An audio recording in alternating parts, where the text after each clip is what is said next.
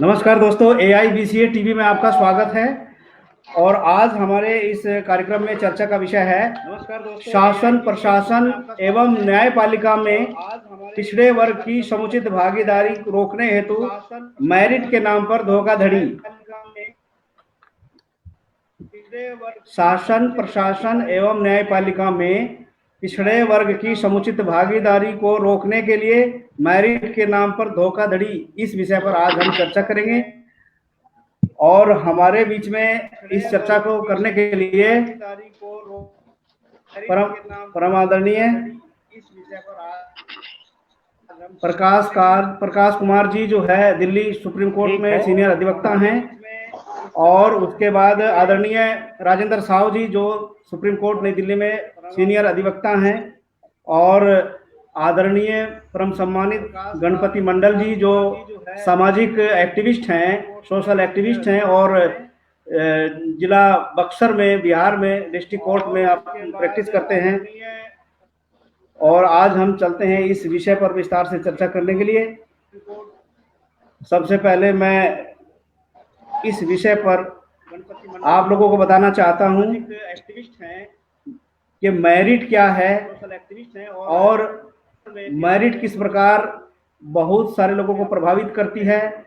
Merit बनाने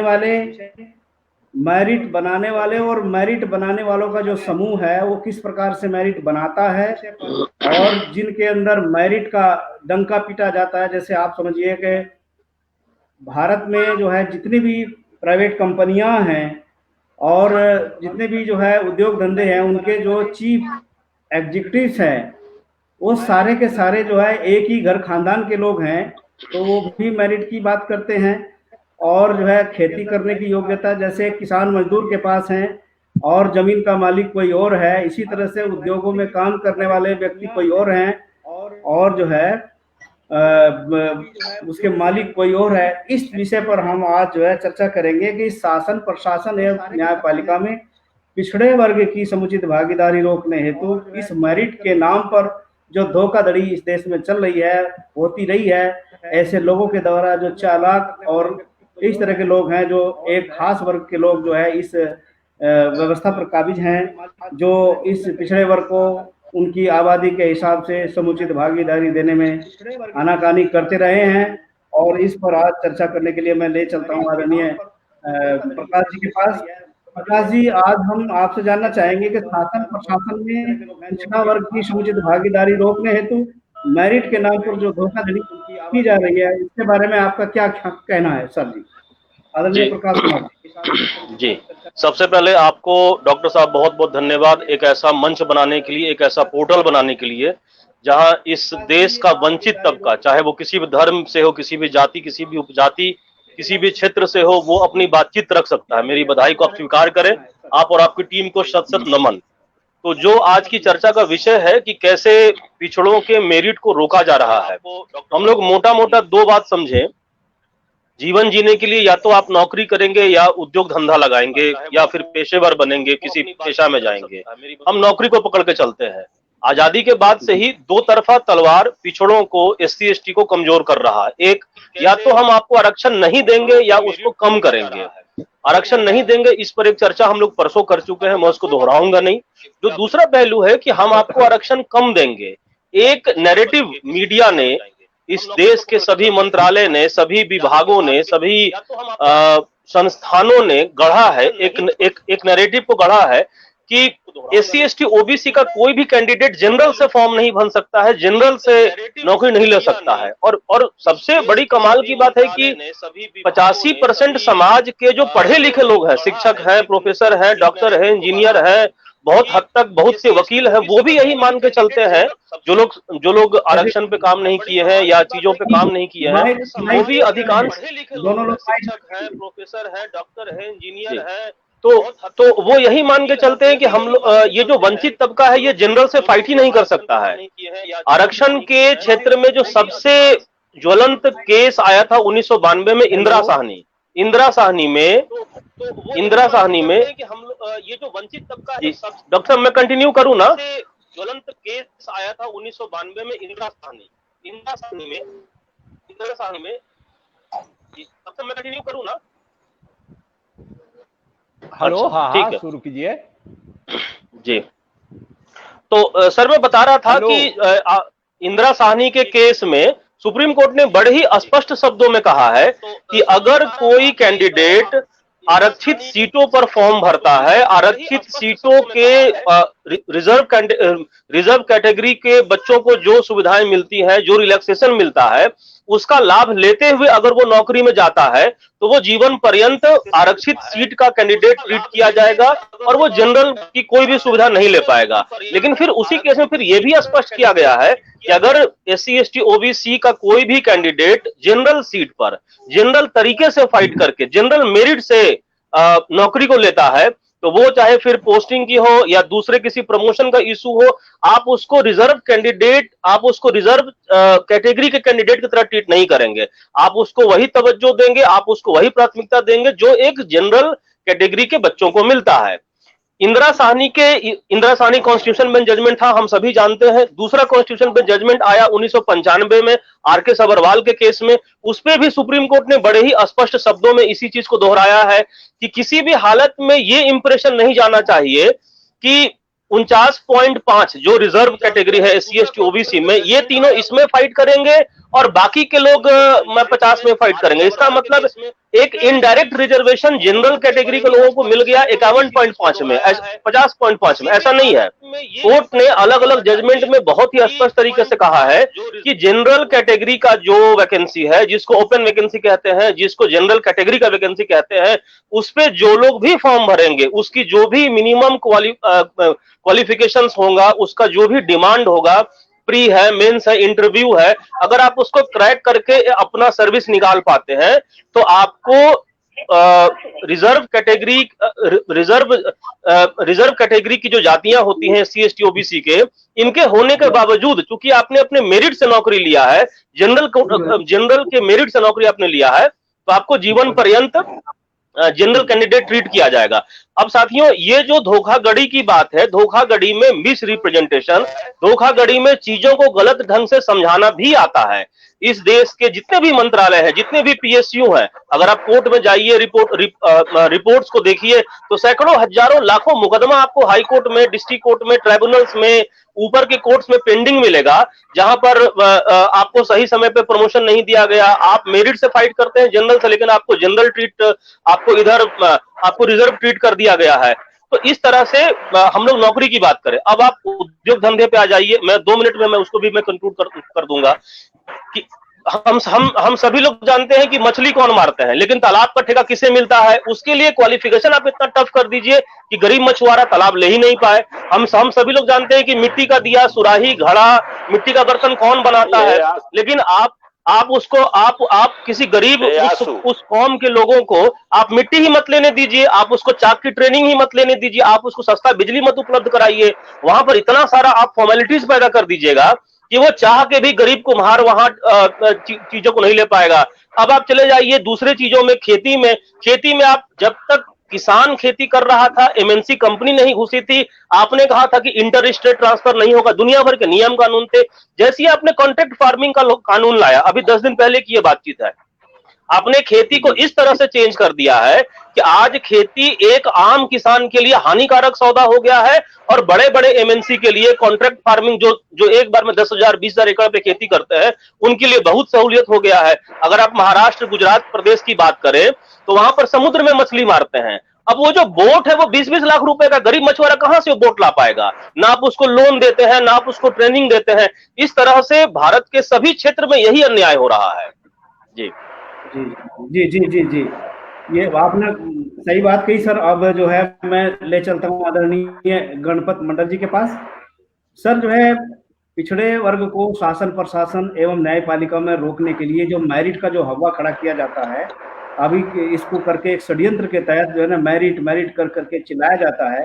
तो ऐसे कौन लोग हैं जो इस तरह से मेरिट को आगे करके जो है हमारे पिछड़े वर्ग के हक अधिकार को समाप्त करने की दिशा में चल रहे हैं? आदरणीय गणपत मंडल जी, इस पर आपका क्या कहना है? हाँ बोलिए जी गणपत मंडल जी। जी मेरी आवाज आ रही है? हाँ हेलो। देखिए, हेलो, सुनाई पड़ता है जी ना? जी जी जी जी हाँ, देखिए। जी। हेलो, सुनाई पड़ रहा है ना? हाँ सर, सुनाई पड़ रहा है, सुनाई पड़ रहा है, आप बोलते रहिए सर। हाँ, सुनाई आपकी पड़ आवाज रहा आ है। रही सर, हाँ हाँ, जी आपकी जी तार आवाज आ निकाल रही है। तार तार निकाल जी दीजिए। आ रही है। जी आ रही है। जी जी। कनेक्टिविटी कम है सर, लग रहा है आपकी आपके पास। आवाज आ रही है। हेलो। आपकी आवाज उधर से हेलो। नहीं आ रही सर। हेलो। जी, आपकी आपकी आवाज नहीं आ रही है मेरी सर, आवाज आ नेटवर्क रही में है। आई। ठीक है अच्छा सर, अच्छा, बोलिए सुनिए, बोलिए सर। देखिए। असल में असल में मेरिट क्या है इसको जानना होगा। और जी मेरिट मेरिट का निर्धारण कैसे होगा? हेलो। हेलो। जी हेलो। जी सर। हाँ सर, बोलिए बोलिए अच्छा, बोलिए सर। निकाल दे क्या? हेलो। ठीक है सर, बोलिए। हेलो। Hello hello. लगता है कनेक्टिविटी कम है। जी जी। हेलो। गणपत जी। हेलो। जी जी, हेलो, हेलो। आपकी आवाज आ रही है? आपकी हेलो। आवाज आ रही है? हेलो। जी सर। अच्छा, देखिए। जी मेरिट का निर्धारण कैसे होता है? निर्धारण कैसे होता? हेलो। हेलो। जी, आप बोलते रहिए, आप मेरिट का बोलते निर्धारण रहिए। कैसे होता है? हेलो। हेलो। बोलते रहिए सर। हाँ, हेलो। है। जी हेलो। हेलो। अब हम चलते हैं आदरणीय राजेंद्र साहब के पास। सर जी, आप इस बात को क्लैरिफाई करिए। आप कनेक्टिविटी में उधर से नहीं आ रहे, जब कनेक्टिविटी में आएंगे तब इस बात को हम करेंगे। आदरणीय राजेंद्र साहब सर। जी सर। हाँ। जी जी बहुत सर। अच्छा शुरुआत आपने किया है। हाँ। बाबा साहब ने माइक भी अपने समय में यही बात कही थी। कैमरे के हाँ, सामने आ जाइए सर आवाज आ थोड़ा रही है सा। मेरी? आवाज तो आ रही, कैमरे के सामने आ जाइए आवाज सर। आ रही है? आवाज तो आ रही, कैमरे के सामने नहीं, चेहरा आपका हेलो। सही नहीं दिख रहा है। चेहरा सही नहीं दिख रहा सर आपका। अच्छा। हाँ, ये।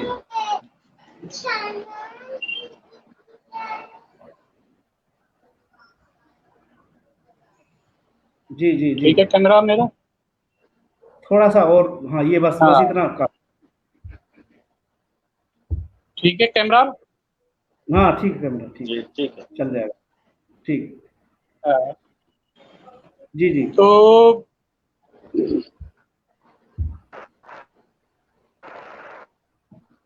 तो ये बाबा साहब भी अपने समय में यही बात कहते थे कि जी जब तक बहुजन मीडिया नहीं होगा तब तक जी हमारी बात कहीं पहुंच नहीं सकती है।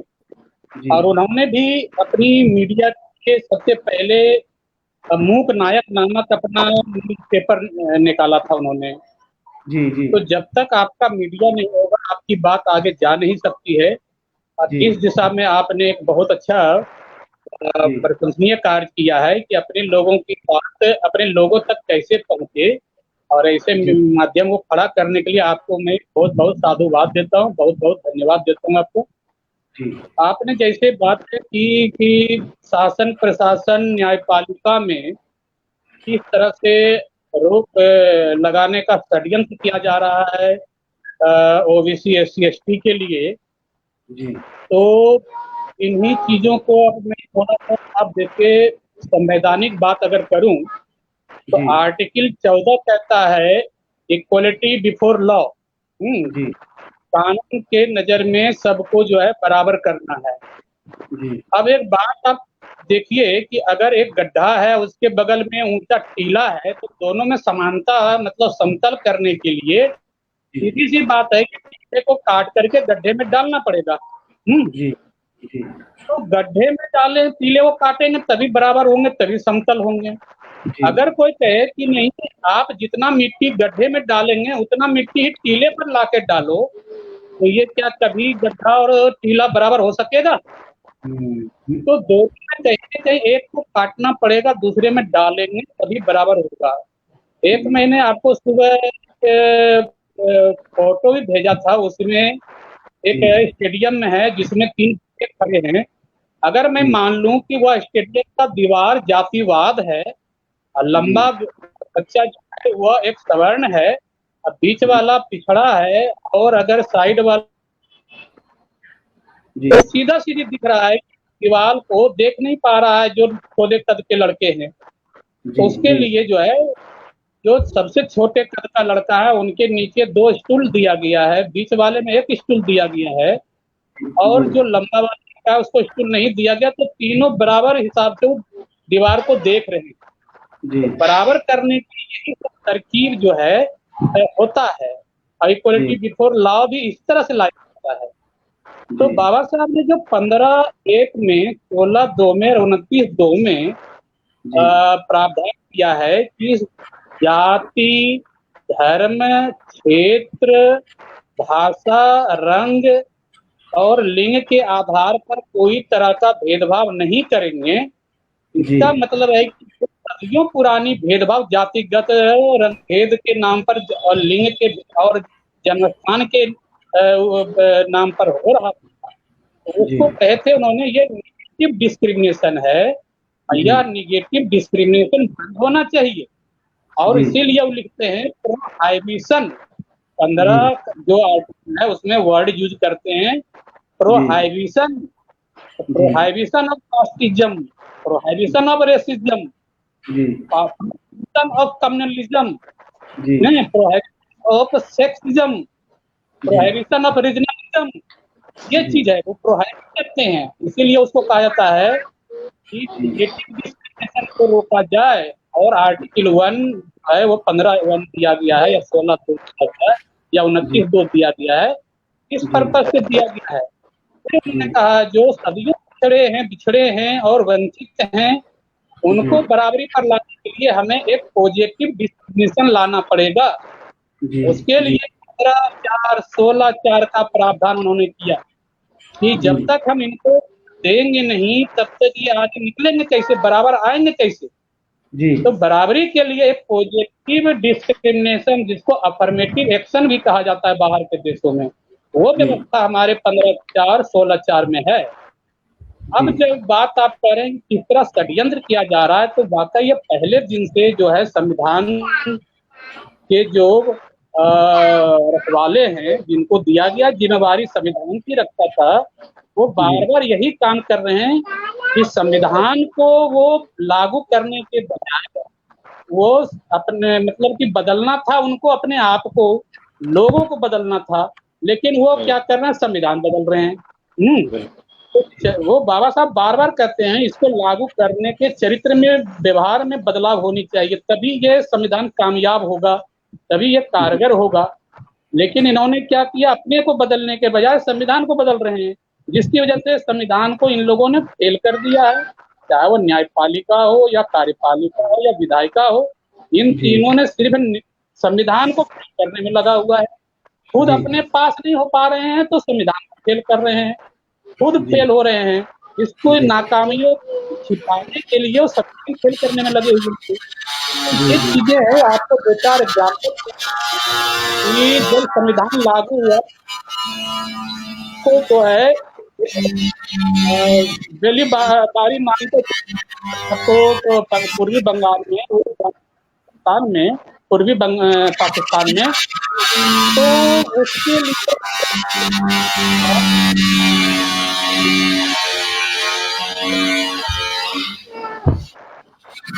आवाज जी थोड़ा सा व्यवधान है। हाँ बोलिए सर, बोलते रहिए, ऊपर होता है। डॉक्टर साहब आ रहे? हाँ ठीक है सर, ठीक, आवाज आ रही है सर, आ रही है। हेलो जी आ रही है। कुछ इको साउंडिंग होना शुरू हो गया था यहाँ मेरे। हाँ इको हो गया इधर से, ठीक तो था उसको वो पाकिस्तान में जो था वो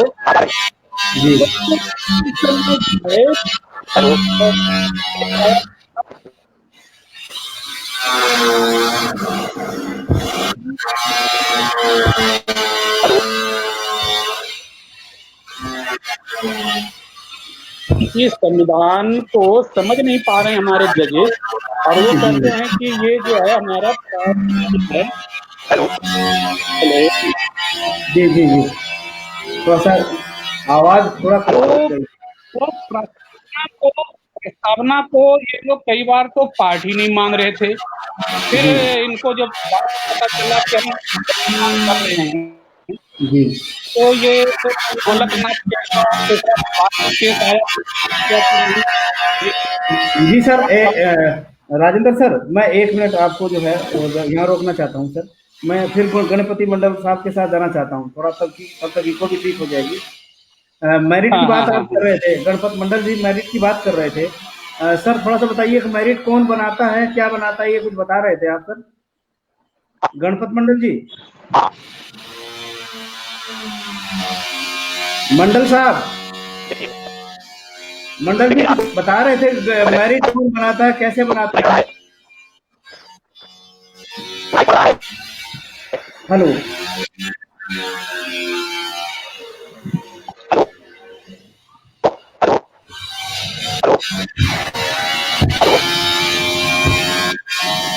hello.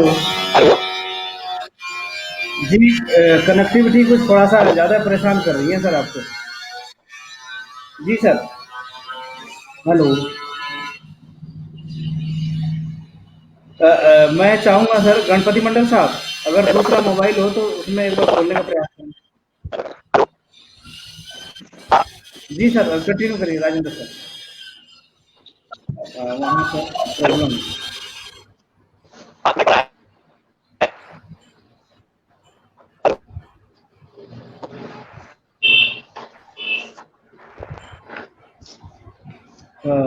Rajendra sir, continue please. हाँ जी। जी ओके।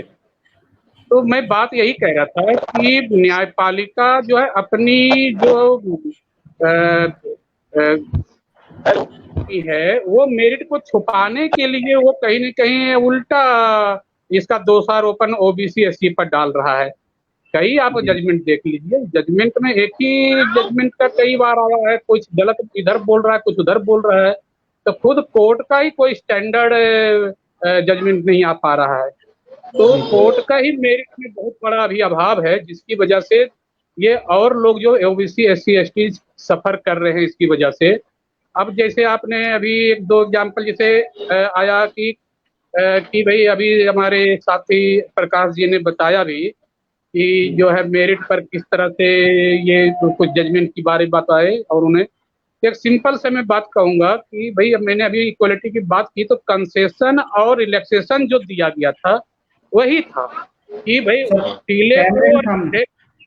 कैमरे हाँ, के सामने आ आवाज जाइए सर, कैमरे के सामने आ जाइए सर, कैमरे से हट जाए।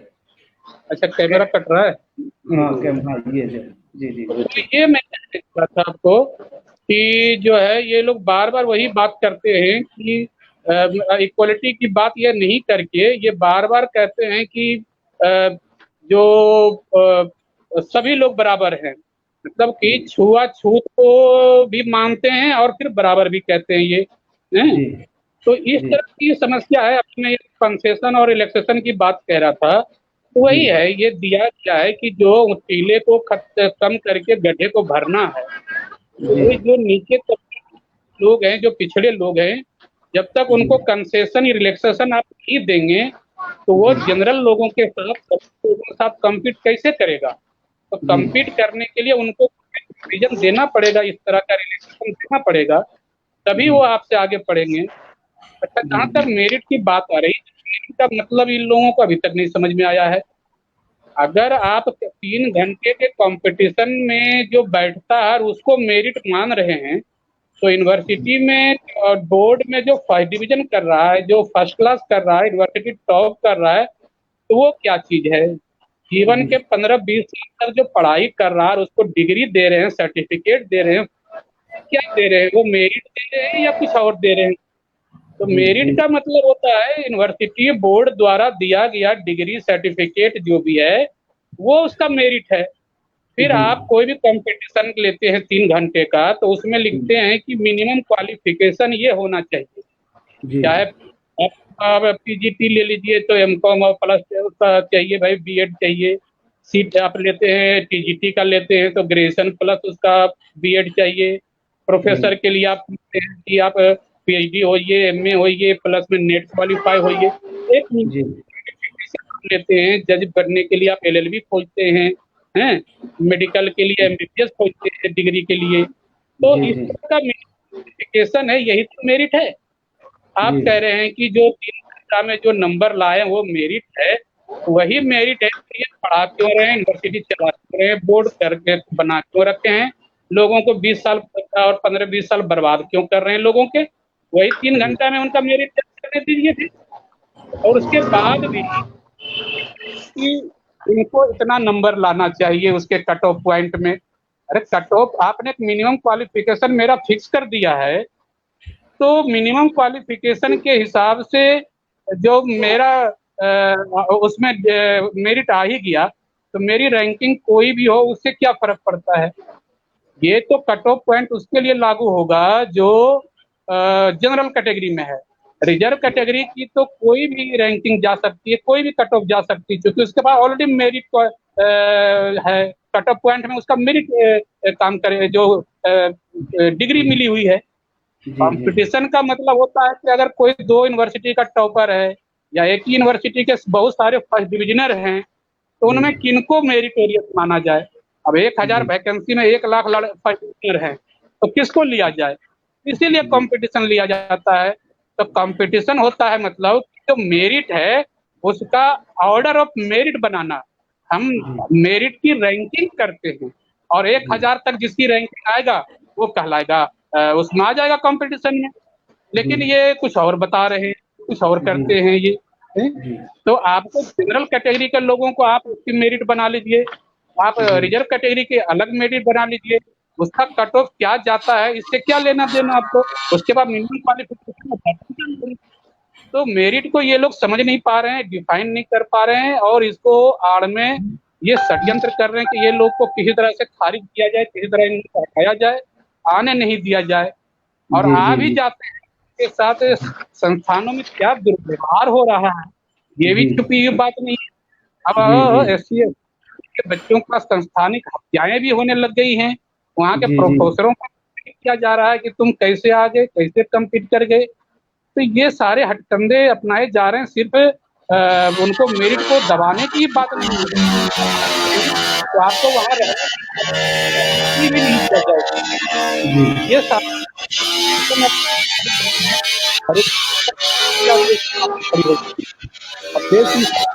हालत में कहाँ जाएगा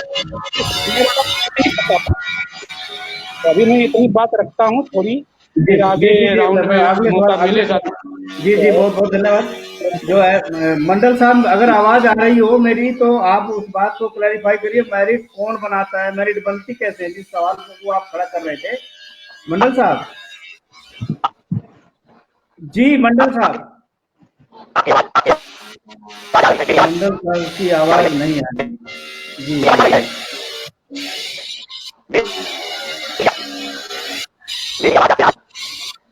कनेक्टिविटी जो है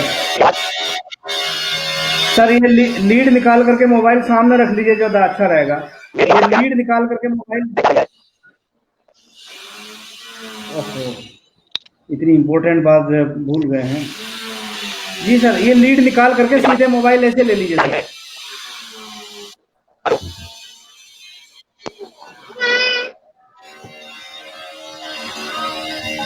जी जी जी जी प्रकाश जी, फिर हम आपकी ओर चलते हैं। जैसे सर कह रहे थे कि जो ये विभिन्न प्रकार के हथकंडे अपना करके मेरिट को के नाम पर जो है एक तरह से ये षड्यंत्र ही किया जा रहा है। तो यहाँ मैं ये जानना चाहता हूँ कि जो है कि हमारे लोगों को न्याय कैसे मिलेगा, पिछड़े वर्ग को न्याय कैसे मिलेगा, जिससे कि जो है इस इन बातों से छुटकारा पाया जा सके। आदरणीय प्रकाश जी।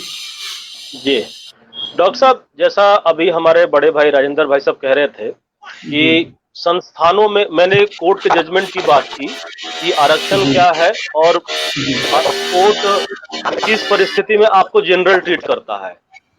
राम नाम का आदमी है जो जाति से हो सकता है कि SC ST OBC हो, लेकिन अगर उसने जनरल ओपन सीट पर वैकेंसी में फाइट किया है कॉर्पोरेशन पास किया है तो उसको जीवन पर्यंत रिटायरमेंट तक जनरल कैंडिडेट ट्रीट किया जाएगा। अब सवाल ये उठता है, भाई साहब ने उससे लार्जर क्वेश्चन उठाया कि संस्थानों में जो संस्थागत हत्याएं हो रही हैं, वो चाहे रोहित योमुला का हो या दूसरा और भी कोई हो, मैं उस पर आऊंगा। मैं उसके पहले मैं 2 लाइन खाली जोड़ना चाहूंगा कि देश आजाद हुआ था 47 में, संविधान आया 50 में, आज हम लोग 2020 में बैठे हैं। मंडल कमीशन आ गया 89-90 में, इंदिरा साहनी हो गया 92 में, आज 2020 है। देश में मुझे लगता है कि कम से कम 10 लाख सामाजिक संगठन होगा जो बहुजनों के लिए या मूल निवासियों के लिए काम कर रहा है जी। उससे कम नहीं होगा जी जी जी। और सवाल है कि उस सर देखिए, जीवन में हर समय 2 चीज होता है, शोषक और शोषित। शोषक और शोषित। अमेरिका में अभी एक ब्लैक आदमी के गर्दन पर एक व्हाइट कलर के श्वेत, वहां का जो व्हाइट है, वहां का जो श्वेत आदमी है, उसने अपना घुटना रखा और उसको मार दिया। उसके विरोध में जितना ब्लैक निकले हैं उतना ही व्हाइट निकले हैं, और जितना व्हाइट निकले हैं उतना ही ब्लैक निकले हैं। जिस दिन घटना होती है उस व्हाइट पुलिस ऑफिसर की वाइफ उसको तलाक दे देती है, और पूरे अमेरिका की जनता लॉकडाउन के बावजूद, कोरोना के बावजूद सड़क पे आ जाती है। तो सवाल है कि हमें अपने अधिकारों की जानकारी है क्या? हमें ये पता है क्या कि लड़ाई को कहां से कहां ले जाना है? मैं हमेशा अपने सामाजिक मंचों पे एक बात कहता हूं कि इस देश में शोषक को बहुत कायदे से पता है कि मुझे सामने वाले का शोषण कैसे करना है, लेकिन इस देश के शोषित वर्ग को यह बिल्कुल भी नहीं पता है कि मुझे शोषण से बचना कैसे है। सवाल यह है कि समाज में जागरूकता या तो राजनीतिक लोग लाएंगे, या सामाजिक लोग लाएंगे, या बौद्धिक लोग लाएंगे, और इन तीनों ही कैटेगरी के 90% लोगों से मैं हाथ जोड़कर माफी मांगते हुए मैं एक चीज कहना चाहूंगा कि सही मामले में जानकारी नहीं है। 30-30 साल 20-20 साल का समाज सेवा होता है लोगों का, और वो ये मान के बैठे हुए हैं कि अगर हमने ओबीसी से फॉर्म भर दिया, SC/ST से फॉर्म भर दिया, तो हम तो जनरल सीट पे फाइट ही नहीं कर सकते हैं। अरे भैया, आप समाज को जगाने का बीड़ा कर लिए हो, पहले आपको तो पता हो कि सही चीज क्या है, तभी तो 500, 1000, 2000 लोगों को जो आप लीड कर रहे हैं आपको सही जानकारी मिलेगी। दूसरा विषय, अब मैं कोर्ट के जजमेंट से निकल के मैं समाज पे आता हूं। जैसा भाई साहब बता रहे थे कि जो संस्थागत हत्याएं हो रही हैं हमारे यहाँ, जितने अभी रिसर्चर हैं, जितने आर्टिकल लिखने वाले हैं, जितने रिसर्च करने वाले हैं, उनके ऊपर जिस तरह का शोषण है अलग अलग किस्म का। आप बढ़िया पढ़ा रहे हैं, इवेल्युएशन के नाम पे हम आपको छांट देंगे, आपका रिसर्च आर्टिकल हम ऊपर नहीं छपने देंगे, फॉरेन में नहीं जाने देंगे। तो हम सभी मूल निवासियों का, हम सभी बहुजनों का, हम सभी वंचित समाज के लोगों का, वो चाहे किसी भी जाति, किसी भी धर्म, किसी भी उपजाति, किसी भी क्षेत्र के लोग हों, इन सबका कर्तव्य है कि अपने समाज के हर बौद्धिक व्यक्ति का समर्थन करे, चाहे वो कोई आर्टिकल लिखने वाला व्यक्ति हो जो टाइम्स ऑफ इंडिया में पब्लिश हो रहा हो। आप देखिए, टाइम्स ऑफ इंडिया उठा लीजिए पिछले 1 साल का, वहां बमुश्किल 1 या 2 आर्टिकल हमारे लोगों का छपा होगा। पहला विषय, कम क्यों छपा? दूसरा विषय, जो भी छपा क्या उसको हम लोगों ने 10,000, 20,000, 50,000 की संख्या में शेयर किया? डॉक्टर साहब का ये मंच चल रहा है, ऐसा क्यों नहीं हो सकता है कि इस देश के सभी मूल निवासी, सभी बहुजन 2-4 लाख बार इसको शेयर करें? टूटा फूटा ही सही, लंगड़ा ही सही, हमारा जो भी प्रयास है उसको शेयर तो कीजिए, उसको लोगों को बताइए, तो जताइए तो कि आपके लिए ऐसा ऐसा संघर्ष हो रहा है। हम कहते हैं डॉक्टर साहब की 100 में 100 नहीं हो पाएगा, कोई बात नहीं, हम लोग बहुत इस्टेब्लिश ब्रांड की तरह मार्केटिंग नहीं कर पाएंगे अपने समाज सेवा का या संघर्ष का या कुछ इस तरह से। जो भी हो रहा है वो तो पहले प्रचारित हो। मैं हमेशा सामाजिक मंचों पे कहता हूं कि इस देश में 2 चीजें बहुत ज्यादा है। पहला, इस देश का जो शोषक समाज है वो बहुत ज्यादा संगठित है, उसके अंदर त्याग की भावना है। त्याग की भावना भले ही अपने शोषण के विचार के लिए, लेकिन है। हमारे यहाँ जो शोषित तबका है, हम लोग बहुत ज्यादा स्वार्थी हैं। डॉक्टर साहब ने मुझे फोन नहीं किया तो मैं उनको फोन नहीं करूंगा, उन्होंने मुझे प्रमोट नहीं किया तो मैं उनको नमस्कार नहीं करूंगा। तो कहने का मतलब है कि हम सभी को अपने अपने लिमिटेड कंफर्ट जीवन से बाहर निकलकर संघर्ष करना होगा। हम सभी को अपने बौद्धिक लोगों को सपोर्ट करना होगा। हम सभी को ये सीखना पड़ेगा कि हमारे जो सोशल रिफॉर्मर्स हैं, हमारे जो पॉलिटिकल लोग हैं, हमारे जो लेखक हैं, जो कवि हैं, उनको हम प्रमोट करें, उनको हम सम्मान दें। प्लस हमें ये देखना पड़ेगा कि हमारे जो भी सरकारी अधिकारी हैं वो जो कुछ भी कर सकते हैं लिमिटेड वे में, उनकी अपनी एक दायरा है, उनका अपना एक लिमिटेशन है, उसी में रह करके वो कर सकते हैं। उससे अधिक उनसे उम्मीद भी नहीं करनी चाहिए। तो डॉक्टर साहब, सवाल ये है कि भाई साहब ने बड़ा अच्छा सवाल उठाया कि संस्थानों में जो संस्थागत हत्याएं हो रही हैं, एक छोटा सा अगर कोई विद्यार्थी को आप डैमेज करते हैं एमबीबीएस सीट में एडमिशन लेने से, तो इस देश को एक बहुजन या एक मूल निवासी डॉक्टर नहीं मिलेगा। लेकिन किसी मेडिकल यूनिवर्सिटी में, किसी मेडिकल कॉलेज में आप अगर एक मूल निवासी को, एक बहुजन को उसके मेडिकल लाइन में प्रोफेसर बनने से रोक देते हैं, तो कम से कम 50-100 लड़का जो उनके द्वारा बढ़ावा देने से 20 साल, 30 साल, 40 साल के करियर में वो ले आते, वो नहीं आ पाएगा। उस ओर अभी ध्यान किसी का नहीं है। उस ओर बिंदु उठाया है राजेंद्र भाई साहब ने। मैं यही कह रहा हूँ कि जो है ना, जो मेरिट के नाम पर जो हवा खड़ा किया जाता है, वो एक पर्टिकुलर व्यक्ति और पर्टिकुलर समाज या पर्टिकुलर मतलब जो है वर्ग के ऐसे लोग हैं जो इस तरह की बात हमेशा करते आए हैं कि ये मेरिट वाले हैं, ये मेरिटोरियस है और ये मेरिट की वजह से हम लोग हैं, ये आरक्षण खत्म होना चाहिए, मेरिट के आधार पर होना चाहिए। तो सर ये मेरिट तो जो हर आदमी के अंदर है, लेकिन उसको इक्वल अपॉर्चुनिटी और ये बहुत सारी सुविधाएं इस तरह की रही हो तो उसके बराबर में खड़ा होगा ही होगा। ये बात उठाई गई है। जो मैं एक सवाल मेरा यहाँ ये खड़ा करना चाहता हूँ सर कि जो जैसे आप देखिएगा कि हमारे भारत में जो है एक मेरिट का डंका जो पीटा जाता है, एक भी यूनिवर्सिटी अंतर्राष्ट्रीय स्तर के मानक पर जो इस तरह की खड़ी है, या कोई ऐसा उद्योग है या ऐसी कोई संस्था है जो इस तरह का जो आइटम मिलता है और ऊपर से सब उन्हीं के हाथ में है, ऐसे लोगों के हाथ में जो अपने आप को कहते हैं कि जो मेरे पास मेरिट है, और उसके बावजूद भी जो है हम लोग नहीं टिक पाते कहीं पर भी। तो ये जो है एक तरफ तो ये नाटक चलता है कि मेरिटोरियस है, हम अपने हाथ में ले लेंगे। बड़े बड़े कंपनियों के, बड़े बड़े उद्योगों की जो सीईओ है, चीफ एग्जीक्यूटिव अफसर्स हैं, वो एक ही घर खानदान के लोग हैं, बड़े लोग हैं, और उसके बावजूद भी उनके उद्योग धंधे घाटे में चले जाते हैं। और उसके बाद ये जैसे अब से पहले शिक्षण संस्थाओं में अधिकांश प्रोफेसर जो है वही लोग थे, फिर भी कहते हैं कि ये जो है एजुकेशन सिस्टम हमारा इस तरह का हो गया। तो आज हमारा ये चर्चा का विषय इसी बात के लिए है कि जो मेरिट के नाम पर जो हवा खड़ा किया जाता है, तो जो है इसमें ये एक तरह से धोखाधड़ी और षड्यंत्र का मामला समझ में आता है। इस पर आप जो है विस्तार से फिर एक बार बताइए, फिर मैं आदरणीय राजेंद्र सर के पास लेकर। जी डॉक्टर साहब, आपने बड़ा अच्छा बात कहा इंडस्ट्री के बारे में, कॉर्पोरेट के बारे में। जी, मोबाइल हम सभी यूज करते हैं, ईयरफोन हम सभी के पास है। 150 रुपए का ये ईयरफोन क्या हमारे देश में तथाकथित मेरिटधारी लोग बना लेंगे? क्या बना लेते हैं? क्या दिल्ली का गफ्फार मार्केट, क्या दिल्ली का मोबाइल मार्केट, क्या दिल्ली का मेडिसिन मार्केट, क्या दिल्ली का केमिकल मार्केट पूरा का पूरा चाइनीज सामानों से नहीं अटा पड़ा है? जी जी जी जी जी। अभी टाइम्स ऑफ इंडिया में कल परसों आया था कि हमारे देश में बिकने वाला सभी मेडिसिन का जो कच्चा माल है वो चीन से आता है। इस देश के अनपढ़ मूल निवासियों को, कम पढ़े लिखे बहुजनों को समझाया जाता है मेन स्ट्रीम मीडिया के द्वारा और एक पार्टी विशेष के द्वारा, एक विचारधारा विशेष के द्वारा कि भैया चाइनीज सामानों का बहिष्कार करो। भैया हम जिस कागज पे लिखते हैं वो कागज चीन से आता है, इस पर जो प्रिंटर का स्याही है वो चीन से आता है, जिस कंप्यूटर में लिखते हैं उस कंप्यूटर के अंदर जो 2-4 हजार पार्ट्स है वो चीन से आता है।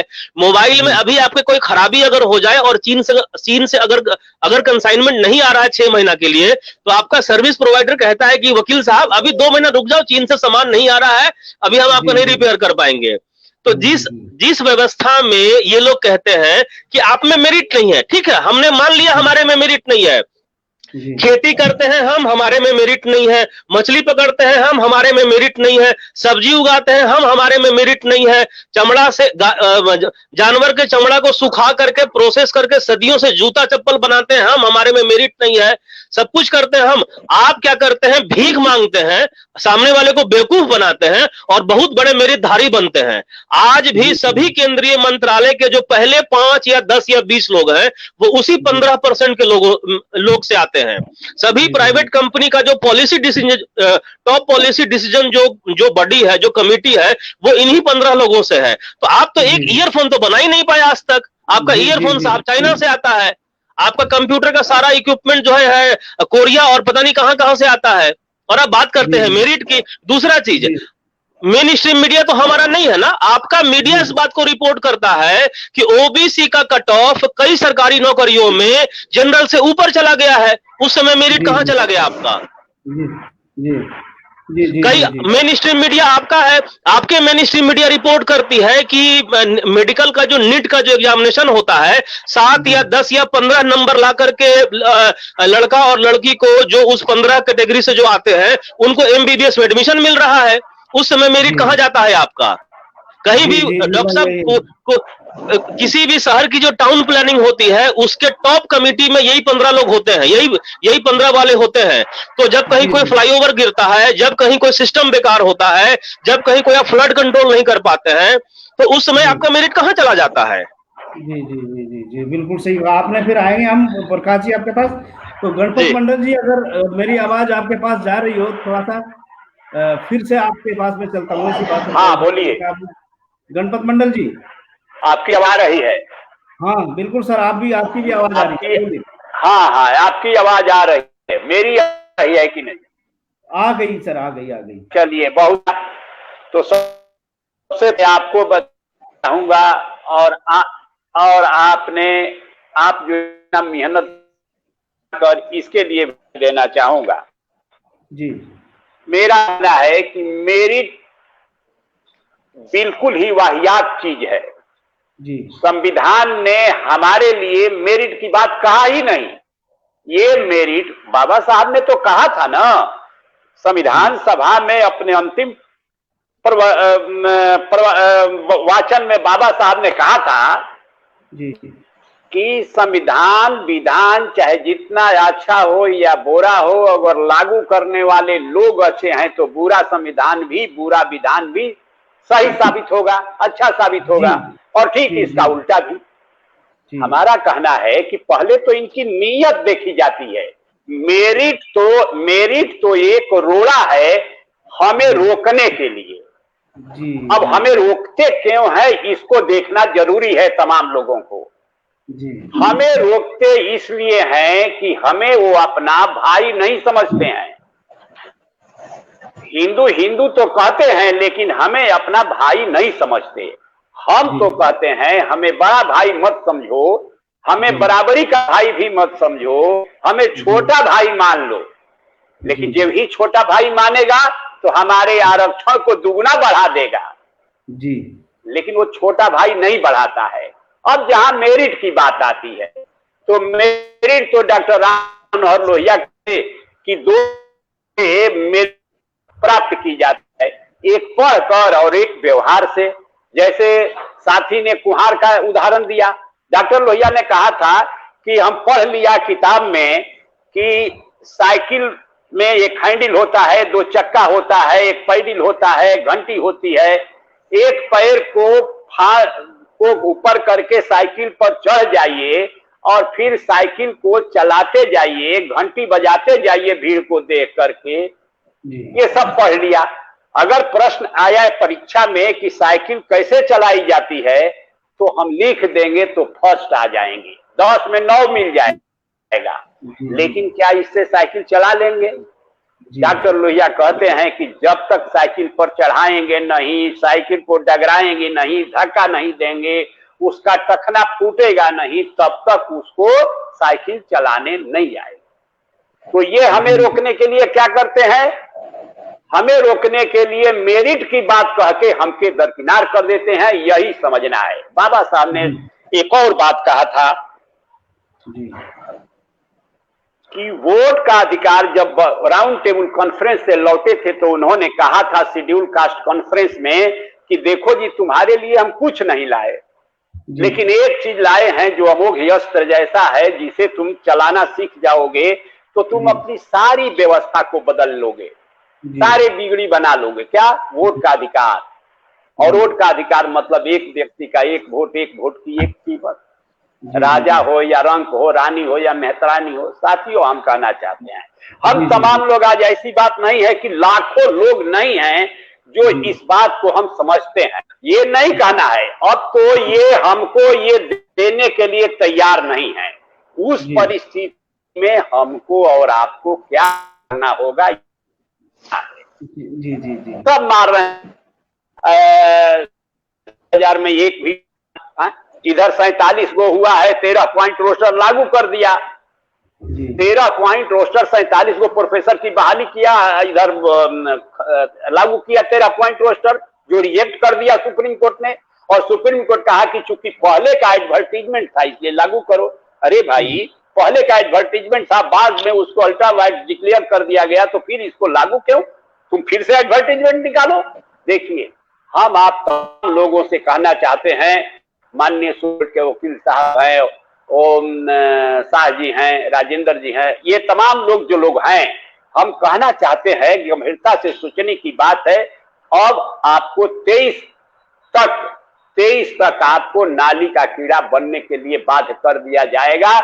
अधिक सोचने की जरूरत नहीं है, इसका उपाय ढूंढना है आपको, हमको क्या करना है। सारा तो खत्म कर दिया।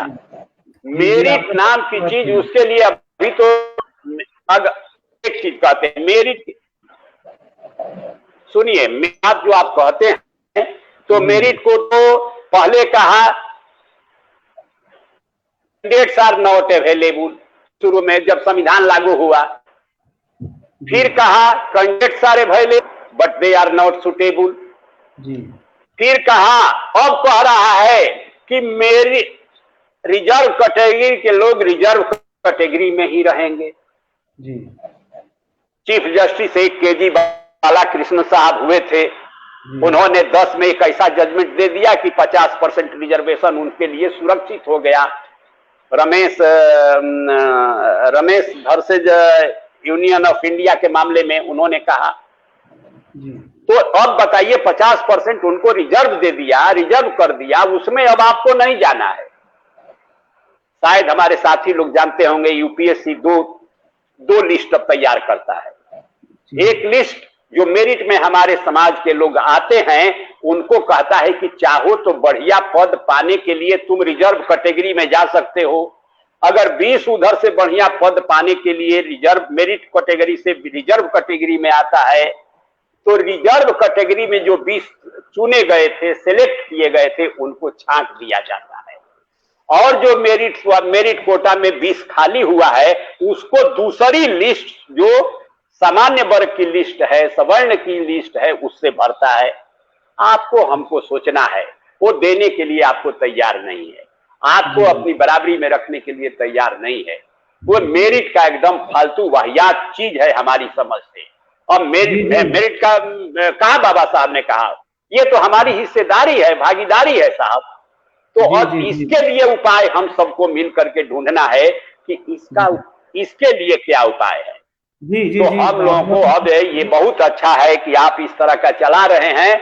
और हेलो कुछ कहना चाहते हैं? हाँ भैया, कहना चाहते हैं। तो आप ये चला रहे हैं, चलाना चाहिए, और हम लोग बहस करें। हेलो जी सर, हम वकील साहब से, सुप्रीम कोर्ट के वकील साहब से कहेंगे, सुप्रीम कोर्ट के जो वकील साहब हैं, इनसे हम कहना चाहेंगे कि आप सुप्रीम कोर्ट के वकील साहब, वकीलों को, जो दलित, पिछड़ा, अकलियत और आदिवासी समाज के वकील हैं, उन लोगों को अपमान सह करके भी जुटाने की कोशिश कीजिए। और वैसे लोगों को एक बेंच पर, एक जगह इकट्ठा करके हम लोगों को कुछ करना चाहिए।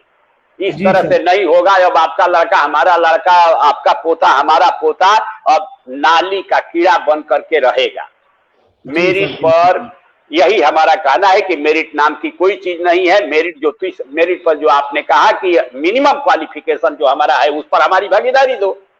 मिनिमम तो है ना, तो मिनिमम पर दो। आज सवर्णों का कट ऑफ मार्क्स, आज सामान्य कैटेगरी के लोगों का cut off marks SC ST OBC quota के कट ऑफ मार्क्स से भी कम होता है। और यूपीएससी में हो रहा है, सब जगह आज हो रहा है। और आपका कोटा, हम कहते हैं बालाजी के मामले में सुप्रीम कोर्ट ने जब कहा, जी सर, एक हेलो मिनट बस मैं सर, बालाजी के मामले में 1963 में जो सुप्रीम कोर्ट कहा, जी। सुनाई पड़ रहा है? हाँ सर बोलिए, एक मिनट में अपनी बात सुनाई खत्म पड़ करिए। रहा है? 1 मिनट का समय लेगा सर, अपनी बात खत्म करिए सर, समय समाप्ति की ओर अच्छा, जा रहा है। 1 मिनट में सुनिए। जी सर। सुनिए, बालाजी के मामले में जब सुप्रीम कोर्ट ने 63 में कहा कि 50% से अधिक का रिजर्वेशन नहीं होना चाहिए, अगर संसद हमारे हिमायती होती, जो हमारे वोट से जीत कर जाती है, संसद अगर हमारी हिमायती होती तो बालाजी के मामले को प्रभावहीन कर देती। नहीं किया। चंपाकम दौराई राजन के मामले में आपने देखा था कि पहला संविधान संशोधन हुआ। जी। तो ये एक और है जो अखिल भारतीय शोषित कर्मचारी संघ ने तो कहा कि अगर हमारा 1 साल में कोटा नहीं फुलफिल होता है तो दूसरे साल में जाएगा, दूसरे साल से तीसरे साल में जाएगा। फुल सिस्टम कहीं साहब ये अब तो हमारा कहना है कैरी फॉरवर्ड वाला सिस्टम जो था, उसको उसमें कहा कि 3 वर्ष तक ले जाओ और 65% तक रिजर्वेशन हो सकता है। और फिर एक संशोधन भी संविधान का हुआ कि 50 वर्ष वाली मेरिट से अधिक का भी हो सकता है सीमा। हमारा कहना है, संक्षेप में कहना है कश्यप जी और सुप्रीम कोर्ट के वकील साहब और वो राजेंद्र बाबू कि अब ये युद्ध स्तर पर तमाम लोगों को संगठित होना होगा। वोट का राइट भी समाप्त होने जा रहा है। वोट का राइट, इस मुगालते में हम तमाम लोगों को नहीं रहना चाहिए कि वोट अब देने का अधिकार आपको बरकरार रहा जाए। जी वोट देने का सिस्टम ही नहीं है इनकी थ्योरी में।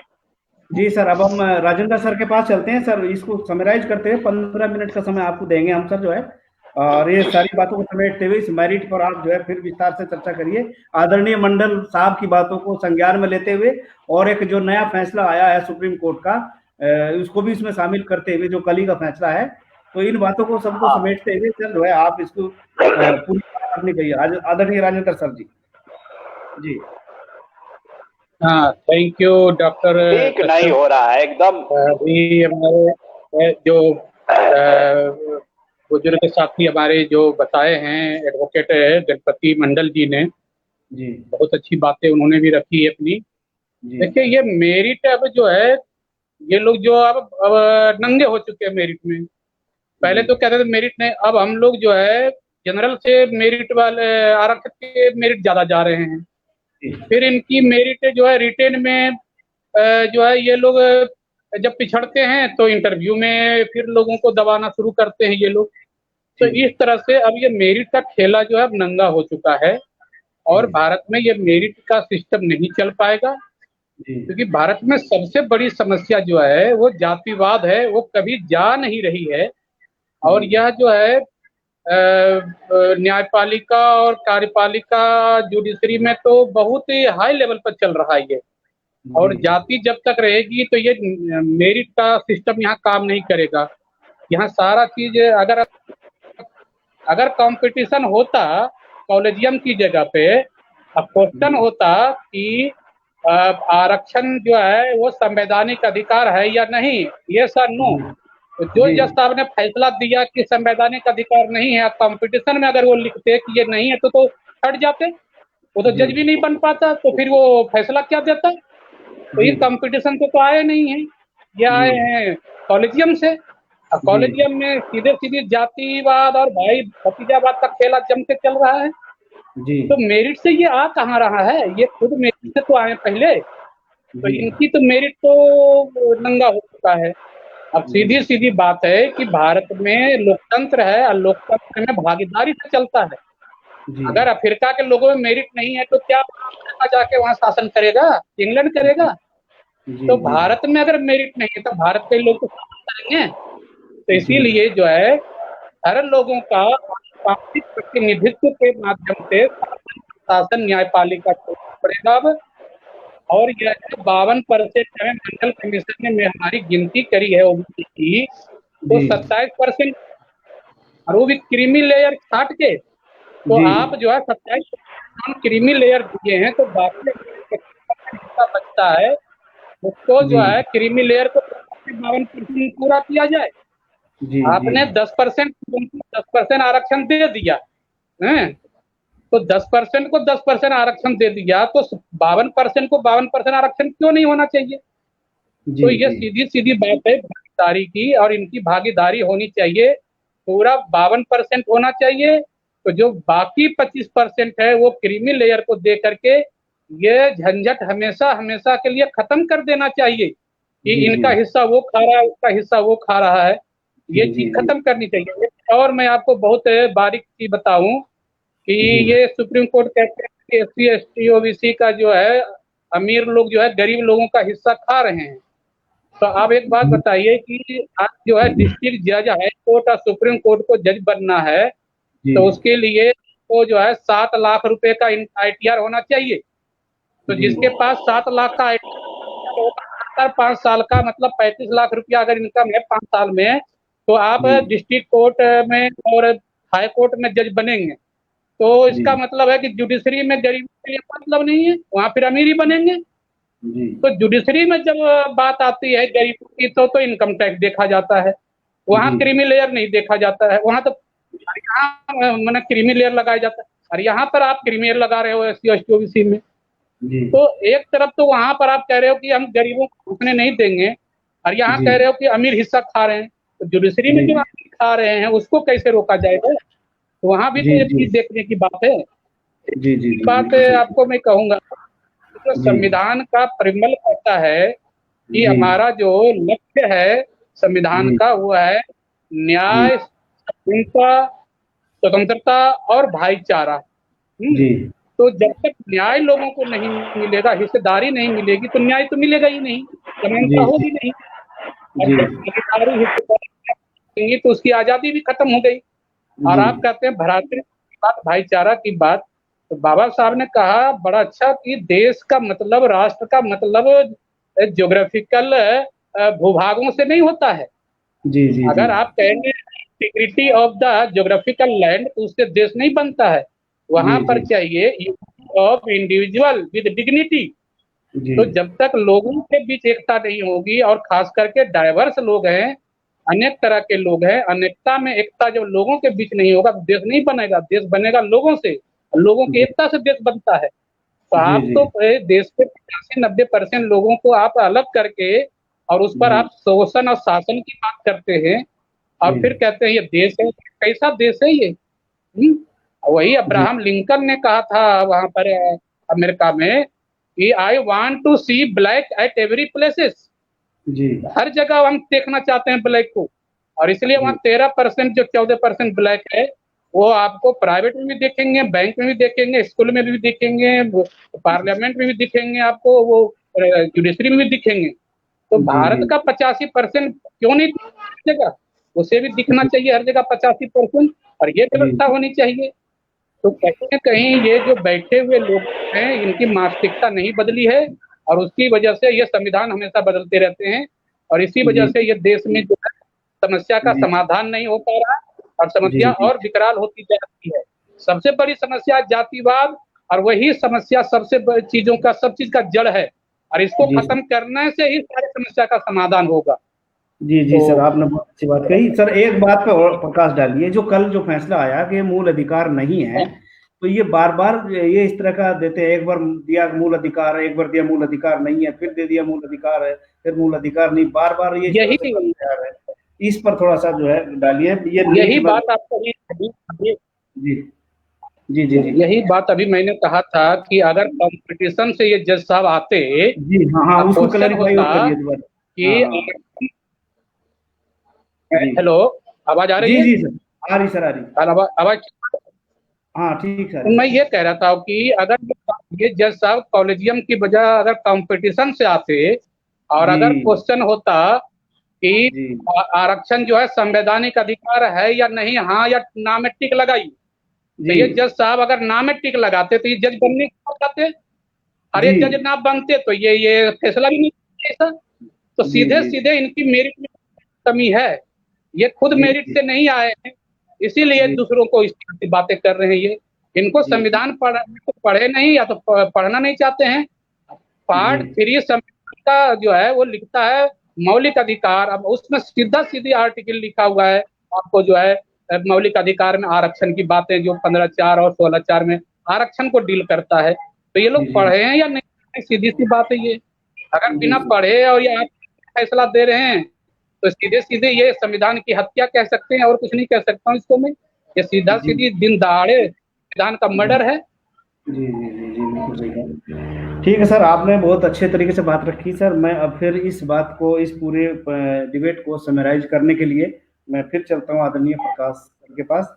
सर जो है इसको सभी विद्वान साथियों के द्वारा कई हुई बातों को समेटते हुए एक ऐसे कंक्लूजन पर आप पहुंचिए सर। जो है क्योंकि पिछड़े वर्ग को उनकी आबादी के हिसाब से हिस्सेदारी ना मिल जाए, तो उसे रोकने के लिए शासन, प्रशासन, न्यायपालिका में उनकी हिस्सेदारी सुनिश्चित कराने के लिए जो अड़ंगे लगाए जाते हैं, उसमें मेरिट एक बहुत बड़ा ये रोड़ा है। मेरिट के नाम पे जबकि बात भागीदारी की आई हुई है, तो कार्यपालिका स्तर से, न्यायपालिका स्तर से और उसके अलावा अन्य शासन प्रशासन की तरफ से जो अड़ंगे लगाए जाते हैं, छोटे छोटे बाबुओं से लेकर के और बड़े बड़े अधिकारियों कर्मचारियों के द्वारा जो अड़ंगे लगाए जाते हैं, कभी मेरिट के नाम पर, कभी जो है एडिक्वेट रिप्रेजेंटेशन के नाम पर, कभी किसी के नाम पर।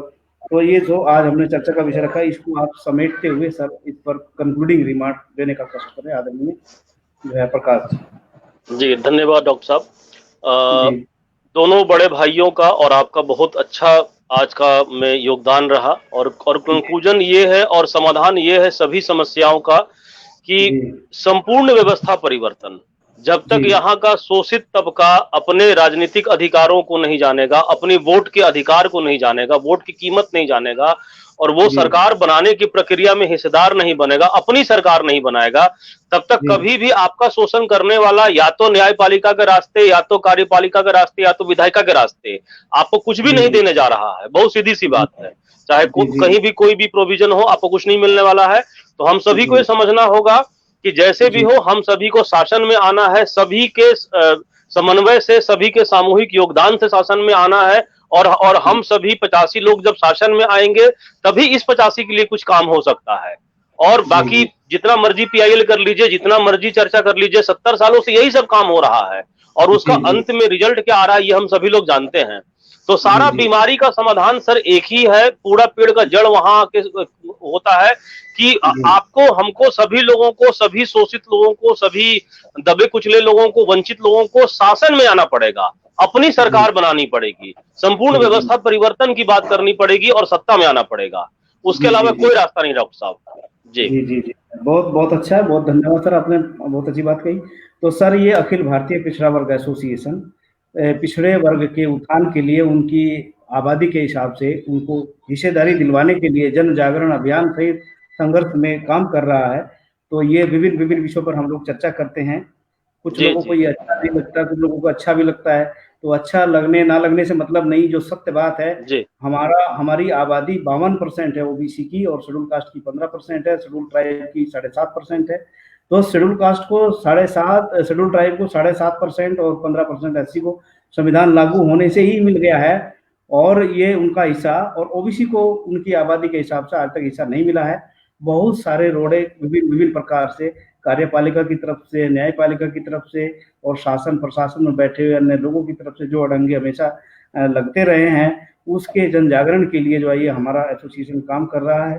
और मैं जी जी समझता हूँ हम अपने काम में सफल हैं, हमें दूसरे की चिंता नहीं, कोई इसको देखे या ना देखे। बिल्कुल बिल्कुल बिल्कुल हमारा मकसद है कहना, वो आज हम लोग 3 लोग हैं, कल हमारे साथ में बहुत सारे लोग होंगे। मैं इस टीवी चैनल के माध्यम से मैं ये अपील करता हूँ, इस वीडियो को ज़्यादा से ज़्यादा लोग शेयर करें, और जो ना जैसे और जो हमारे भाई अन्य संस्थानों में काम करते हैं, न्यायपालिका में, ये कार्यपालिका में और शासन प्रशासन में बैठे हैं, कुछ लोग ऐसे हैं जो दबी कुचले वंचित जातियों से संबंधित हैं।